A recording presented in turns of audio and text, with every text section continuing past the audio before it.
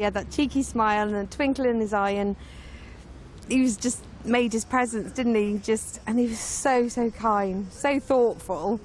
He was a good rugby player, and he could be manly, for want of a better word, on a rugby pitch, but he could also be, he knew his feminine side, and he could watch a Disney film. Dylan Price died in a suspected hit and run the day before his 18th birthday as he walked home from a party in Bishop's Castle.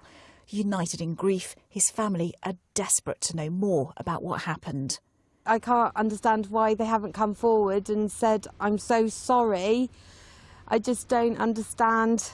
And we know it was an accident, but we just need some sort of closure.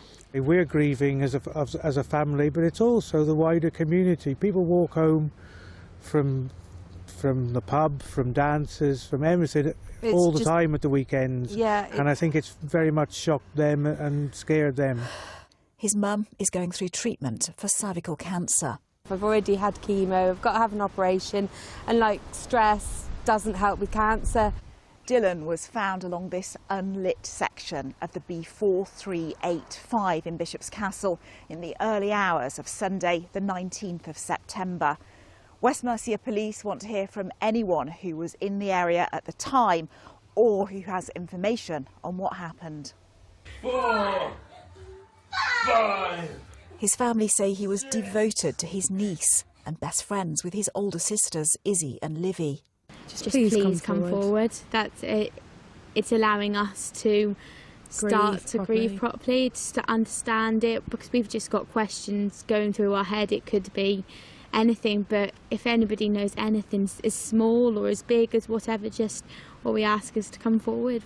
Dylan played rugby at Shrewsbury and here at Bishop's Castle and Onny Valley this season alongside his dad. But we played 2 games already this year, and the position we played, we were next door to each other when we played. So yeah, I'll take a lot of comfort from those, although they are small, those 2 games that we did play. And he was probably better than me. He was, not probably.